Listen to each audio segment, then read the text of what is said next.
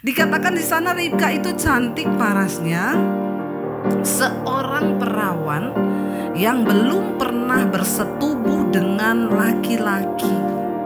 Dia adalah seorang wanita yang menjaga hidup dalam kekudusan.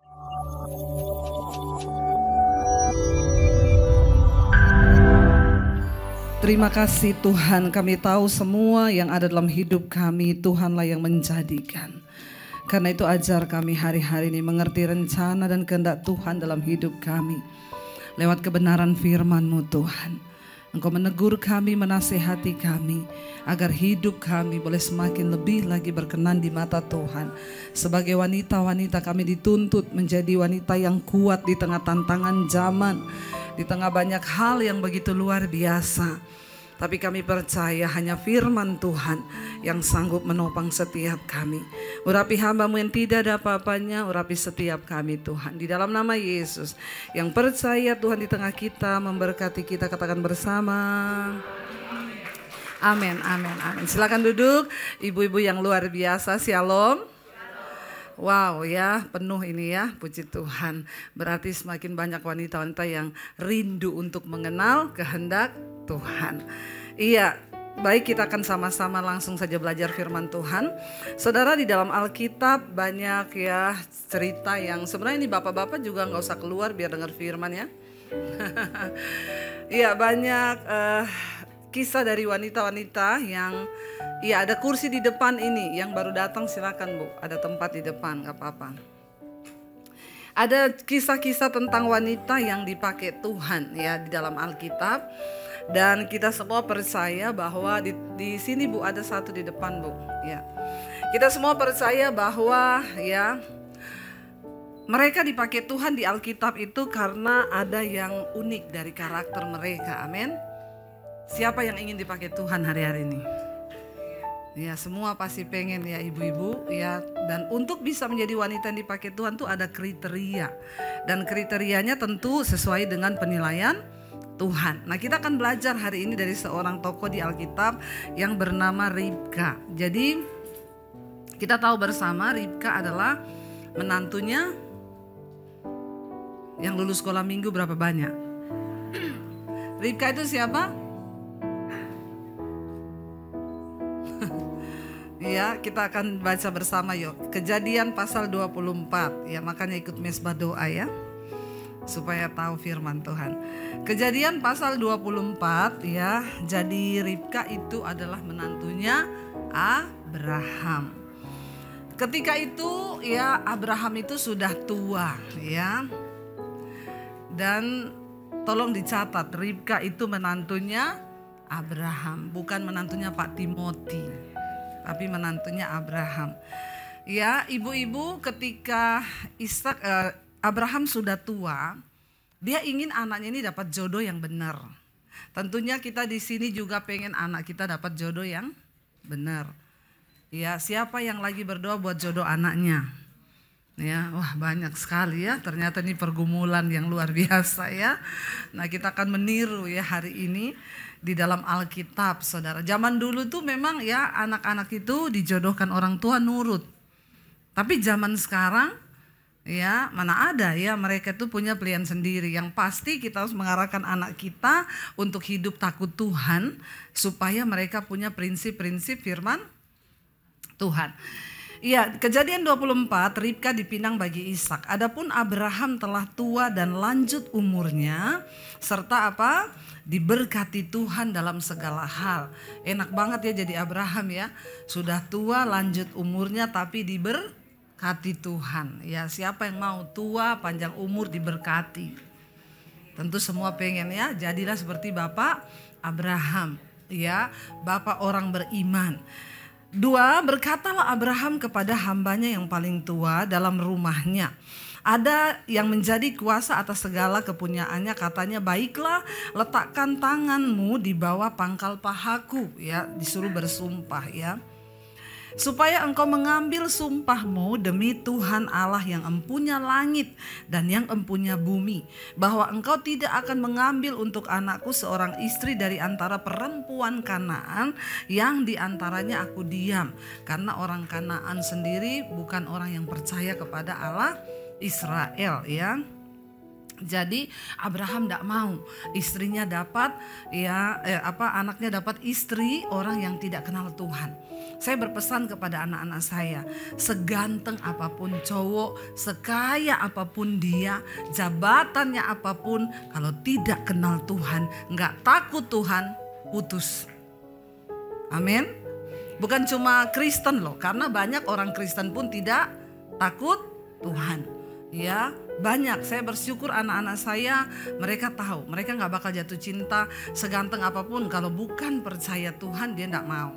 Ya, walaupun juga percaya Tuhan, ya kenal, merokok, suka dugem, putus langsung. Ya, puji Tuhan. Ya, saya nggak perlu maksa karena prinsip firman Tuhan sudah ada di kepala mereka. Sejak kecil kita harus tanamkan prinsip itu. Abraham berkata kepada hambanya, bersumpahlah demi Allah yang punya langit, demi Allah yang punya bumi. Kenapa Abraham tua diberkati? Karena dia adalah seorang yang menghormati Tuhan. Ya, kalau kita mau diberkati sampai tua, hormati Tuhan. Ajarkan kepada anak-anak kita untuk mereka menghormati Tuhan. Abraham berkata kepada hambanya ini, bersumpahlah demi nama Tuhan yang punya langit dan bumi, engkau tidak akan membiarkan anakku menikah dengan perempuan Kanaan. Loh, betapa luar biasa ya, kita lihat ya. Nggak heran Abraham itu sampai tua diberkati Tuhan.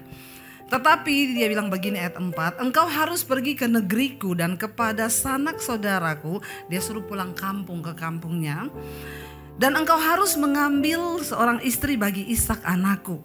Lalu berkatalah hambanya itu kepadanya, mungkin perempuan itu tidak suka mengikuti aku ke negeri ini. Haruskah aku membawa anakmu itu kembali ke negeri dari mana tuanku keluar? Tapi Abraham berkata kepadanya, awas, jangan kau bawa anakku itu kembali ke sana. Jadi sebenarnya ini satu tugas yang rumit saudara ya. Karena dia bilang, kamu pulang ke kampung halamanku, cariin anakku jodoh. Tapi kamu jangan bawa Ishak ke sana. Jadi hambanya bilang, ya bagaimana caranya ya, saya mau cariin perempuan. Iya, dia kan gak tahu Ishak mukanya kayak apa ya. Masa dia mau ikut aja begitu? Ya, tapi Abraham bilang, jangan engkau bawa Ishak. Saudara, Abraham itu punya iman yang sangat luar biasa.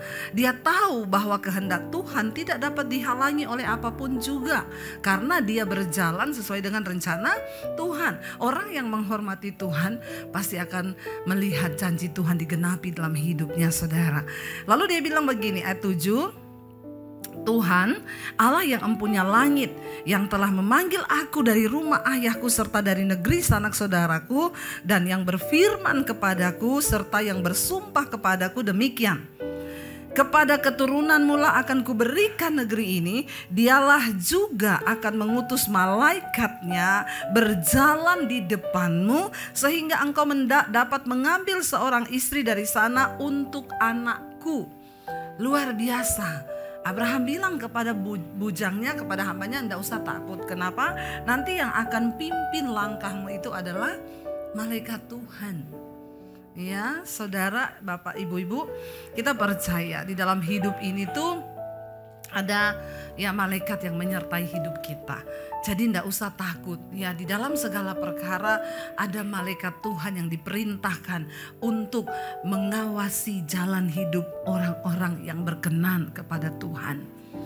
Jadi akhirnya ketika Abraham bilang begitu, dia bilang, ya sudah, engkau pergi saja, malaikat akan menyertai engkau. Nanti pasti ya, dia bilang ya bahwa di sana ya engkau akan bertemu, dan ya dia yang sudah bersumpah Tuhan bahwa kepada keturunanmu lah, dia bilang akan Tuhan berikan negeri ini. Lalu ayat yang ke-8 ya, hambanya berkata lagi, tapi jika perempuan itu tidak mau mengikuti engkau, Abraham bilang, kalau dia tidak mau mengikuti engkau, ya maka lepaslah ya engkau dari sumpahmu kepadaku ini. Nggak apa-apa, kalau wanita itu nggak mau ikut engkau, ya sudah, berarti sumpahnya ini batal. kamu tidak ada bertanggung jawab lagi. Ya, lalu dia bilang di sana, hanya saja janganlah anakku itu kau bawa kembali ke sana. Jangan bawa Ishak ke sana. Ayat 9, lalu hamba itu meletakkan tangannya di bawah pangkal paha Abraham. Itu cara orang dulu bersumpah. Berlutut, dia taruh tangannya di bawah pangkal paha, ya. Dan akhirnya dikatakan di sana dan dia bersumpah kepadanya tentang hal itu. Ayat 10, kemudian hamba itu mengambil 10 ekor dari unta tuannya dan pergi dengan membawa berbagai-bagai barang berharga kepunyaan tuannya. Demikianlah ia berangkat menuju arah Mesopotamia ke kota Nahor. Itu tempatnya Abraham di Mesopotamia. Yang sudah pernah ke Israel pasti tahu, ya. Ayat 11, di sana disuruhnyalah unta itu berhenti di luar kota dekat suatu sumur. Pada waktu petang hari, waktu perempuan-perempuan keluar untuk menimba air. Lalu berkatalah ia, Tuhan, Allah Tuanku Abraham. Ya, mungkin hambanya ini tidak mengenal atau tidak percaya pada Allah Israel. Jadi dia berkata, Tuhan, Allah Tuanku Abraham, buatlah kiranya tercapai tujuanku pada hari ini. Tunjukkanlah kasih setiamu kepada Tuanku Abraham. Ya, dia tidak memohon atas namanya. Dia nggak bilang gini, Tuhan tolong aku ya, supaya kalau misi ini memang berhasil, kan lumayan ya. Saya ini bisa ya mungkin dikasih Abraham uang lebih banyak. Enggak, tapi dia bilang ya Tuhan Allah Tuanku Abraham, ya tunjukkanlah pada hari ini kasih setiamu itu kepada Tuanku Abraham. Ya saudara, kalau kita ini hidup baik, maka pasti hamba-hamba kita itu juga mendoakan yang baik buat kita. Amin. Tapi kalau kita jahat, ya kita dikutuki sama hamba-hamba kita. Ya makanya jangan jahat-jahat sama orang yang di bawah kita, sama sopir, sama pembantu. Jaga mulut. Karena kalau kita baik, mereka pasti doain kita. Ya, tapi kalau kita jahat dalam hati, saudara lihat, mudah-mudahan. Ya, jangan ya, kita belajar dari Abraham ini ya. Ayat 13 dia katakan di sana, di sini aku berdiri dekat mata air dan anak-anak perempuan penduduk kota ini datang keluar untuk menimba air. Ayat 14, kiranya terjadilah begini. Jadi hambanya ini minta tanda. Hambanya ini minta tanda sama Allahnya Abraham. Dia bilang gini, jadi Tuhan aku mau minta tanda. Ini kan aku duduk dekat sumur. Ya sumur ini biasa perempuan-perempuan datang timba air ya. Jadi tandanya itu begini Tuhan. Dia bilang begini, kiranya terjadilah begini, anak gadis kepada siapa aku berkata, tolong miringkan buyungmu itu supaya aku minum. Dan yang menjawab minumlah, dan onta-ontamu juga akan kuberi minum. Dialah kiranya yang akan kau tentukan bagi hambamu Ishak. Maka dengan begitu akan ku ketahui bahwa engkau telah menunjukkan kasih setiamu kepada tuanku itu. Jadi dia bilang gini, ini kan banyak perempuan yang datang. Ya, saudara, kenapa dia juga hamba ini melakukan tugas dengan baik? Karena Abraham sudah bilang malaikat akan menuntunmu. Jadi dia tahu tempat di mana perempuan banyak berkumpul itu di sumur. Pada zaman itu tidak tiap rumah punya sumur. Sumur berada apalagi di sana ya, hanya tempat tertentu yang ada mata air. Jadi di situ rame saudara, tempat orang berkumpul ambil air, timba air, orang lalu lalang di situ dan banyak perempuan-perempuan muda yang menimba air. Dia bilang gini, nanti kalau ada perempuan yang timba air, lalu aku minta dia miringkan, minta air kepada dia, embernya dimiringkan, lalu dia berkata begini, minumlah engkau dan unta-untamu. Kalau minta tanda sama Tuhan itu yang spesifik. Dalam segala hal saudara, Tuhan kita itu mau menghindarkan kita dari segala celaka. Karena itu berdoa. Saudara mau apa aja, ya mau kirim anak sekolah di luar negeri, doa, minta tanda. Ya, saudara mau beli rumah, mau beli apa, doa, karena kita butuh perkenanan Tuhan. Ya, kalau kita melakukan sesuatu yang sesuai kehendak Tuhan, maka kita ini yang akan mendapat ya banyak keuntungan, berkat-berkat dari Tuhan, terhindar dari malapetaka dan lain sebagainya. Dia bilang, ya kalau dia berkata begini, minumlah engkau dan onta-ontamu, ya bukan cuma dia. Lalu dikatakan begini saudara, ayat 15. Sebelum ia selesai berkata, maka datanglah siapa? Ribka, ya Ribka yang lahir bagi Betuel, anak Betuel, ya anak laki-laki Milka, istri Nahor, saudara Abraham, buyungnya dibawanya di atas bahunya. Jadi masih kena sanak keluarga. Zaman dulu masih keluarga boleh nikah, ya karena memang orangnya juga masih kurang. Kalau sekarang kayak kurang orang aja ya, dapat keluarga sendiri. Banyak orang lah ya, cari yang lain lah ya. Lalu di sini dikatakan saudara, ayat 16, anak gadis itu sangat cantik parasnya. Kita akan melihat apa spesifikasinya ini Ribka sampai Tuhan itu memilih dia. Dan namanya tercatat di dalam Alkitab. Dikatakan yang pertama sangat cantik parasnya. Saya lihat semua ibu-ibu di sini cantik. Amin. Ya, yang pede dong bilang amin. Ya, cantik itu kan relatif toh. Buat orang saya tidak cantik, tapi bagi suamiku saya yang tercantik.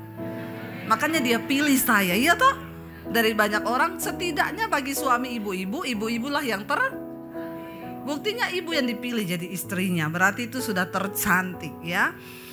Dia cantik saudara parasnya, tapi hari gini tidak cukup hanya cantik paras.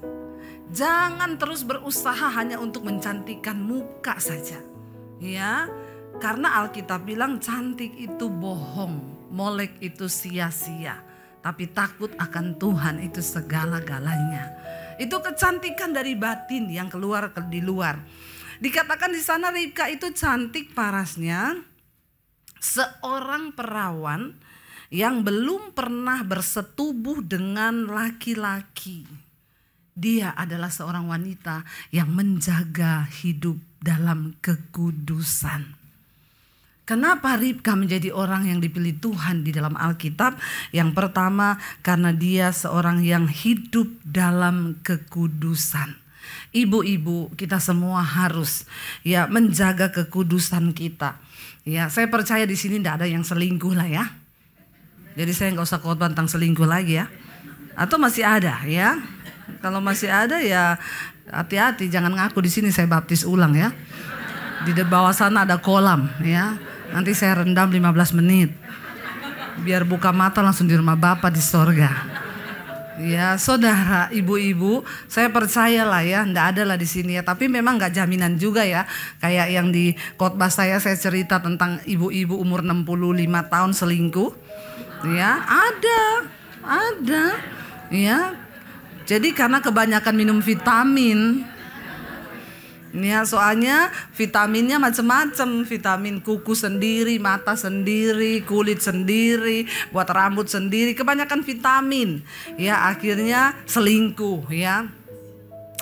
Masih ada tempat duduk kosong nggak? Itu suruh masuk aja, ada 3 di depan sini. Bisa diambil nih kursinya. Kursinya pemusik juga boleh taruh sini lagi aja, tolong ya Pak. Kasihan tuh ibu-ibu ya. Kita lagi pas membahas perselingkuhan soalnya. Jadi biar banyak yang dengar.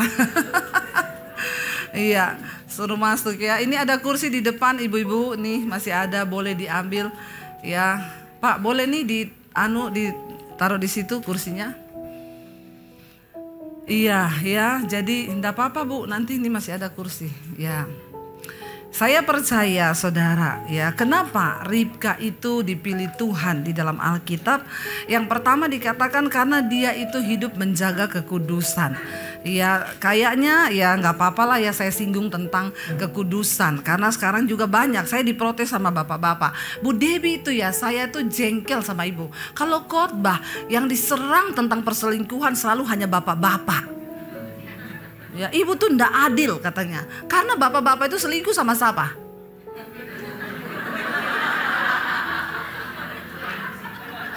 Saya mikir, oh iya ya, betul juga ya. Ya, bapak-bapak selingkuh sama?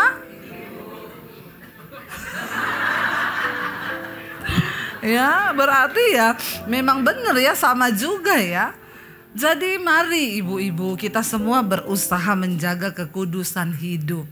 Supaya apa? Kalau kita nih hidup dalam persinahan, selingkuh dan lain sebagainya, maka anak cucu kita yang akan mengalami kutuk.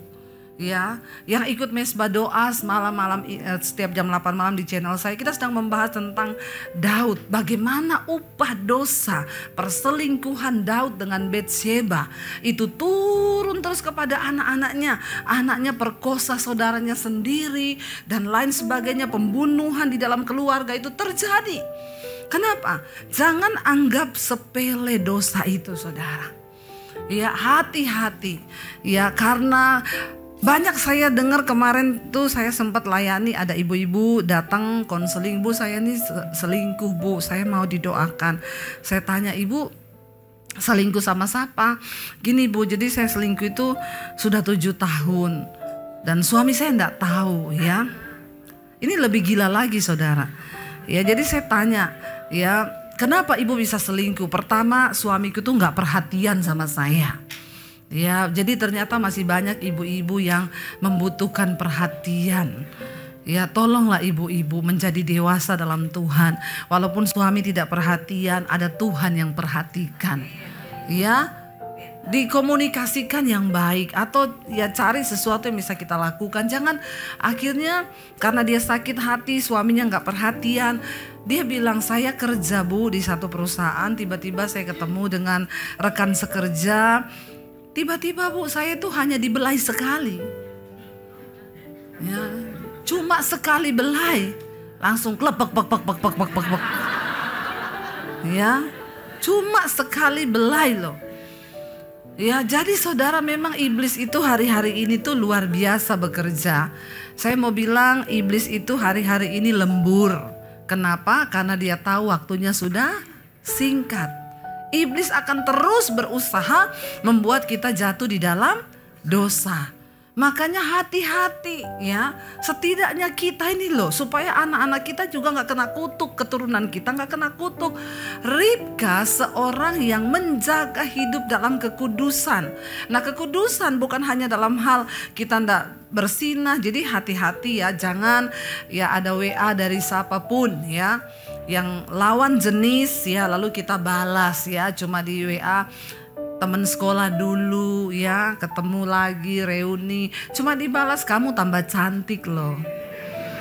Ya, biasa tuh ibu-ibu yang haus perhatian dan haus pujian. Ya, cuma dibilang gitu, kamu sekarang tambah cantik loh.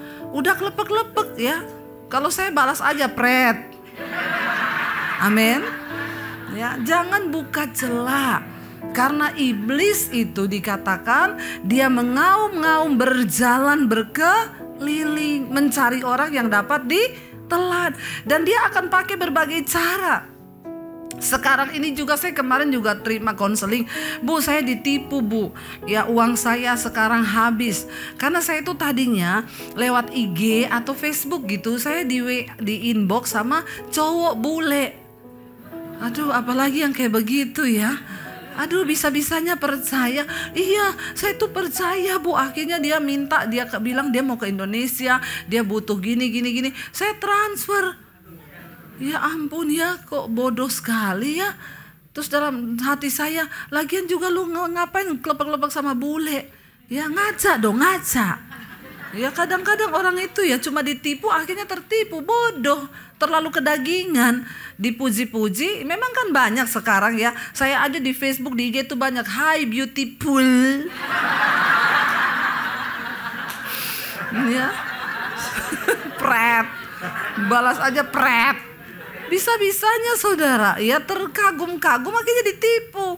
Ya saya bilang itu semua akun palsu, itu enggak ada orangnya, ya. Ngeri loh sekarang, ada ibu-ibu juga konseling sama saya, dapat kenalan di Instagram. Akhirnya bertukar nomor WA. Maaf saudara, mereka masuk lebih dalam, setiap hari telepon-telepon, dia nggak tahu orang ini. Ya, tapi ada suaranya. Lalu saudara, mulai masuk ke mana? Video call, chat-chat porno, bahkan suruh kirim-kirim foto. Padahal orang ini mukanya nggak kelihatan. Saudara, akhir-akhirnya buntutnya apa Bu? Saya diperas. foto saya sekarang dipakai, dia bilang akan dia edarkan, kan video call. Akan dia edarkan, kalau saya nggak transfer 100 juta, maka foto saya akan diedarkan. Udah banyak kasus yang saya tangani seperti itu. Ya, bahkan ada yang homo, cowok sama cowok. Ya, dia datang sama saya konseling, saya bilang pertama kali kamu bertobat. Ya, bertobat, makanya jangan kegatelan. Bingung saya jadi orang kok kegatelan ya. Tipu-tipu begitu mau saudara, akhirnya buka bagian dada di foto, ya video call. Direkam ada mukanya, ngeri sekarang. Ya memang apalagi kejahatan zaman sekarang, orang sekarang bisa ngedit lagi apa segala macam. Tapi kalau kita nggak melakukan nggak usah takut. Nah masalahnya ada yang memang melakukan. Jadi hati-hati jangan buka celah. Ya jaga kekudusan hidup kita supaya kita menjadi orang yang berkenan di mata Tuhan. Lalu yang berikutnya dikatakan apa? Ini Ribka ini parasnya cantik, seorang perawan belum pernah bersetubuh dengan laki-laki. Ia turun ke mata air itu dan mengisi buyungnya lalu kembali naik. Kemudian berlarilah hamba itu, hambanya Abraham mendapatkan dia serta berkata, tolong beri aku minum air sedikit dari buyungmu. Jawabnya, minumlah Tuan. Maka segeralah diturunkannya lah buyungnya itu ke tangannya serta diberinya dia minum. Selesai memberi hamba itu minum, berkatalah ia, apa yang Ribka katakan? Baiklah untuk unta-untamu juga kutimba air sampai semuanya puas. Itu tanda yang diminta oleh bujangnya Abraham. Ya, dia bilang dia bukan cuma nawari aku minum, tapi juga untanya. Saudara, Ribka yang kedua adalah perempuan yang rajin bekerja. Ya, dia datang timba air. Bukan cuma cantik. Banyak ibu-ibu kalau sudah cantik enggak mau kerja. Tapi di sini semuanya rajin Ya, saya tadi sebelum ke sini beresin kamar, nyapu, ngepel kamar saya, ya baru saya mandi pelayanan ke sini. Kita ini harus tetap bekerja. Ya, saya masih masak bagi anak-anak di rumah, saya masih masak buat suami.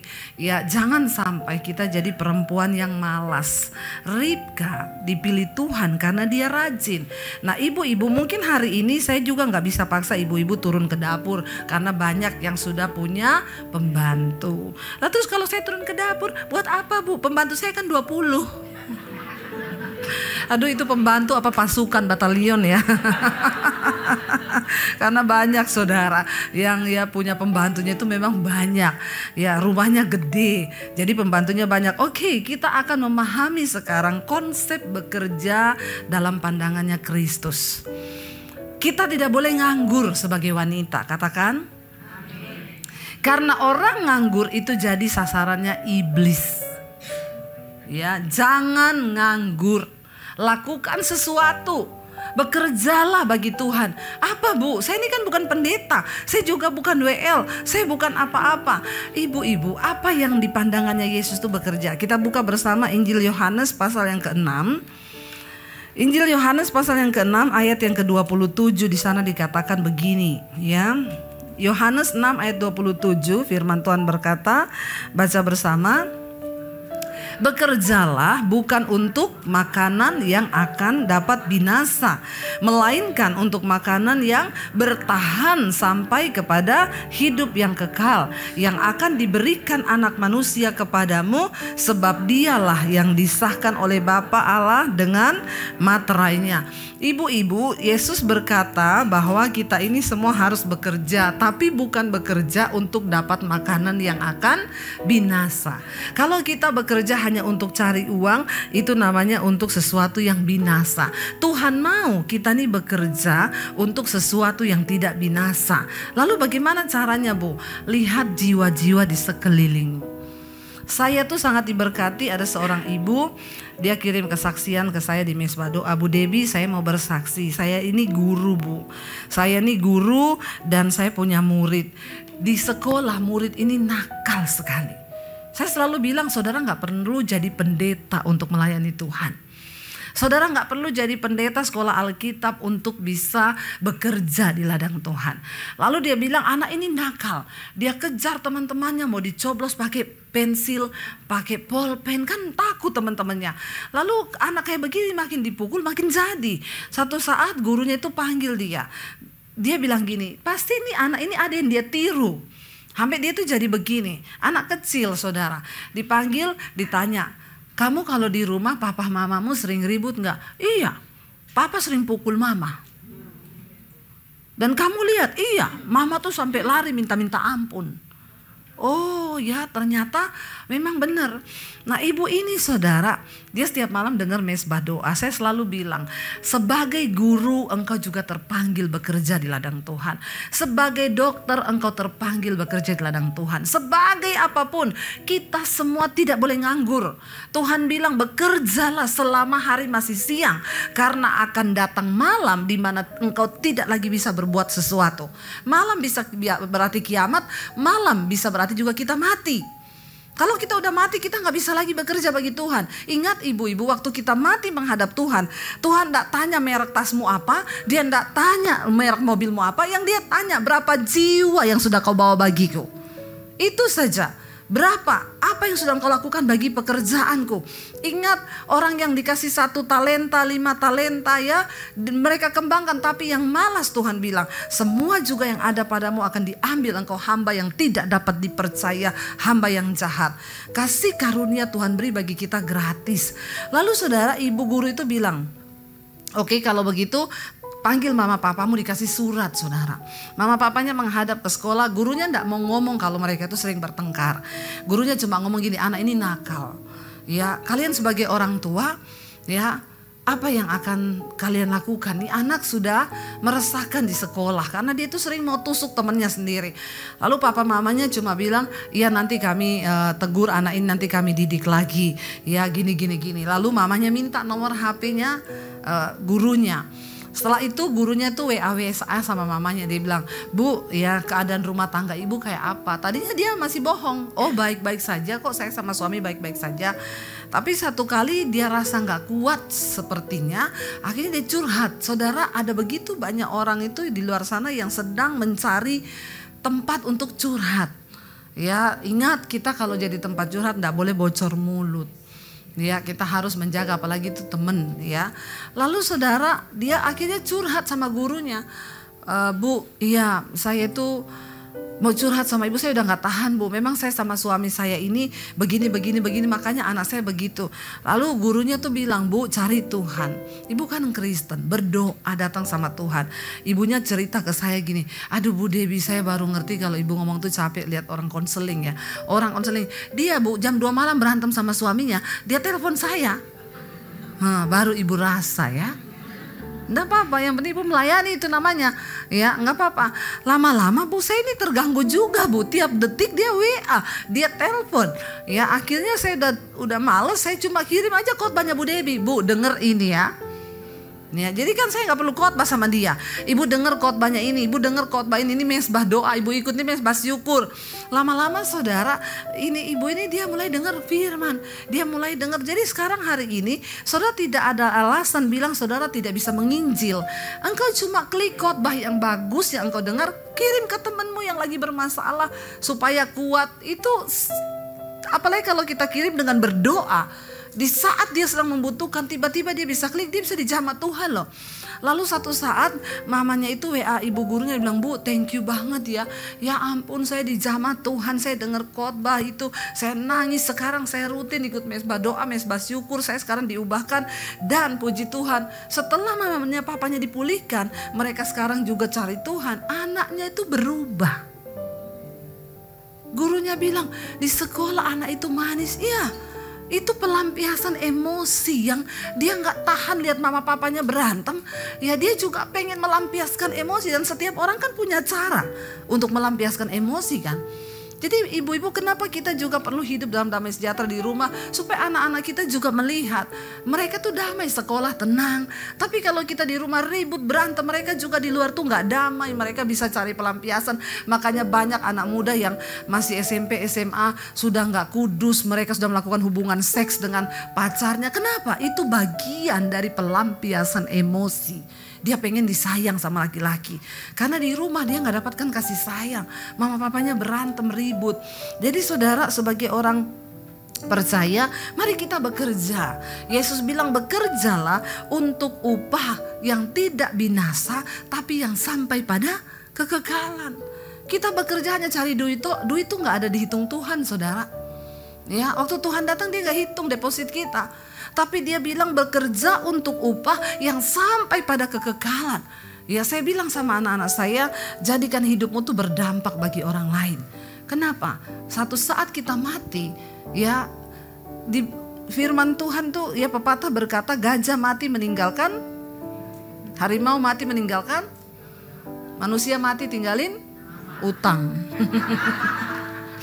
Ya, saudara, waktu kita mati setidaknya ada yang orang bisa kenang dari hidup kita. Amin. Saya bilang sama anak-anak saya, satu saat kalau mami mati dipanggil Tuhan, khotbah-khotbahnya mami itu masih bisa memberkati banyak orang. Bahkan seumur hidup selama dunia ini masih ada, walaupun mami sudah gak ada. Jadilah orang yang berdampak hari ini. Ayo kita bekerja, saudara. Mungkin engkau hanya mendoakan temanmu, mungkin engkau hanya melakukan sesuatu yang engkau tolong temanmu yang anaknya gak bisa bayar sekolah, saudaramu, keluargamu, engkau kasih sembako tiap bulan. Lakukan sesuatu yang engkau bekerja untuk upah yang sampai pada kekekalan. Amin. Jangan cuma puasin diri sendiri. Kita nih kalau buat diri sendiri gak ada puasnya, saudara. Saudara beli tas hari ini 100 juta, bulan depan pengen 200 juta. Ya, bulan depan lagi. Dan kalau kita ikuti terus, binasalah kita ini. Ya, karena kita nggak pernah menabur, kita nggak pernah melakukan sesuatu yang sesuai perintah Tuhan, habis buat diri sendiri. Ya, dan kita harus mempertanggungjawabkan semuanya di hadapan Tuhan. Ya, jangan terlalu banyak koleksi, nanti mati, saudara, nggak tahu mau dibawa kemana itu. Tapi taburlah uangmu untuk sesuatu yang bernilai kekal, bernilai kekal. Ya, kita bangga kalau bisa nyekolahin anak orang. Amin. Ya, kita bangga, saya tuh bangga loh. Kalau kayak kemarin ada teman saya pendeta dari desa, Dep, terima kasih ya anak saya udah lulus kuliah. Ya, tapi transferan bulanannya jangan stop karena adiknya mau masuk kuliah lagi. Ya puji Tuhan ya, kita bersyukur kan. Nggak seberapa, saudara, mungkin engkau beberapa orang. Coba kalau ada 10-20 orang yang hidupmu itu bisa jadikan anaknya kuliah, ya, ketimbang kita hanya habis-habisin uang kita untuk hal-hal yang ya kita pikir itu bisa kita bikin bahagia atau dinilai orang, kita pakai barang mahal dan lain sebagainya. Ya, ayo kita mau sungguh-sungguh melakukan yang terbaik. Percayalah, saya tuh kalau pakai barang mahal tuh semua karena kasio. Ya, dikasih orang, salah-salah juga nggak dipakai. Ya udah saya pakai untuk pelayanan. Kalau dikasih saya pakai, tapi suruh saya beli kagak. Ya, karena itu lebih berguna. Bagi pendeta-pendeta di desa itu berguna sekali. Saudara, saya melihat ya bagaimana Tuhan itu mempercayakan banyak hal ketika kita ini bisa dipercaya, ya, dan kita dapat berfungsi, berdampak bagi banyak orang. Waktu kita ini mau, ayo, saya menghimbau semua ibu-ibu, bekerjalah untuk upah yang sampai pada kekekalan. Dan yang ketiga, Ribka ini punya hati yang berbelas kasihan. Dia bukan cuma kasih minum, ya, hambanya Abraham, tapi dia bilang unta-untamu juga. Ya, dia belas kasihan sama walaupun binatang, saudara. Dan akhirnya ya tanda itu tergenapi. Mari kita menjadi orang-orang yang penuh dengan belas kasihan. Kalau saudara ingin dipakai Tuhan hari-hari ini, punyalah hati yang berbelas kasihan. Ya, mungkin kita melakukan kebaikan, kita mungkin berkata gini, tapi dia tuh jahat, Bu. Ya, keluarga saya tuh jahat. Ya, saya mau berbuat baik gak mau, saudara. Saya pernah begitu. Ada orang saya berbuat baik, tapi dia tuh jahat. Saya dengar di luar dia cerita-ceritain saya jelek. Satu kali saya bilang, Tuhan stop. Saya gak mau lagi memberkati dia. Saya stop. Tapi Tuhan tegur saya loh. Kamu memberkati dia, berbuat baik pada dia bukan karena dia baik kan? Kalau kamu baik sama dia, kalau dia baik, orang dunia juga seperti itu. Tapi ketika dia jahat tapi kamu tetap baik, itulah yang dinamakan dengan kasih dari Tuhan. Akhirnya saya bertobat, ya saya tetap nabur lagi sama dia. Walaupun kadang-kadang lihat orang ini, tapi sudahlah, kita belajar taat sama Tuhan aja. Punyalah hati yang berbelas kasihan. Jangan kalah dengan dendam, kepahitan, kekecewaan. Tetap saudara, lakukan sesuatu, punya belas kasihan. Lihat orang yang membutuhkan, kita cepat, ya lihat ini, punya hati Tuhan itu. Ya kan, kenapa? Karena saya percaya hanya orang-orang seperti itulah yang akan melihat penggenapan janji Tuhan dalam hidupnya, sehingga akhirnya Ribka dipilih. Ya, padahal dia belum lihat loh itu tuannya, hambanya Abraham ini kan dikatakan dia membawa sejumlah harta. Ya, tapi kan dia belum lihat itu harta di onta-onta dipikul ya untuk membawa meminang Ribka. Tapi dia berbuat baik sekalipun dia nggak tahu dia akan dapat apa. Dan ternyata akhirnya dia diangkat mantu Abraham, orang yang sangat-sangat kaya. Diberkati Tuhan. Jadi kita lihat di sini ya Bapak Ibu, marilah kita hari-hari ini ya terus dekat dengan Tuhan, melakukan apa yang Tuhan mau supaya hidup kita ini juga mengalami janji-janji Tuhan. Kita punya anak cucu, mereka harus mengalami janji Tuhan. Bagaimana mereka bisa mengalami janji Tuhan? Dimulai dari kita ini. Ayo berubah, jangan ada kepahitan, jangan ada sakit hati, kekecewaan, buang semua itu. Mari kita hidup, beresin hidup ini. Kenapa? Kita nggak tahu nih matinya ini kapan. Ya, mari kita menghitung hari. Ya. Saya tuh setiap kali bangun pagi bersyukur, saya selalu bertanya, ya kadang-kadang saya pikir saya tuh mati kapan ya, umur berapa ya saya mati ya. Ya tapi selama Tuhan masih kasih saya hidup, karena sekarang ini banyak orang mati-mati mendadak loh. Ya nggak apa-apa, nggak sakit, nggak apa, cuma hal-hal sepele mati saudara. Ya tapi ya bukan soal kita takut, tapi mari kita siapkan hidup, siapkan diri kita.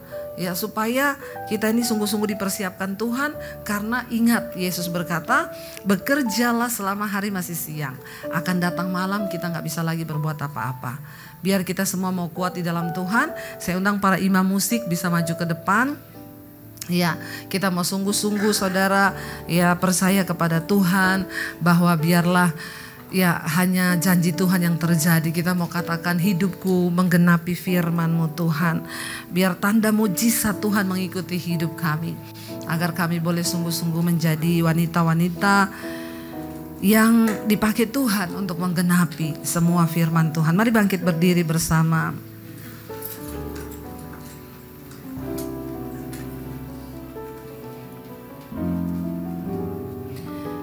Katakan bersama pujian ini. Hidupku menggenapi firman-Mu, tanda mujizat sertai tiap langkahku. Kau bersamaku di dalamku, jadi bukti kebesaran-Mu. Mari angkat tanganmu di hadapan Tuhan. Hidupku menggenapi firman-Mu, tanda mujizat sertai tiap langkahku. Kau bersamaku di dalamku, jadi bukti kebesaran-Mu. Mari kita tutup mata dalam hadirat Tuhan.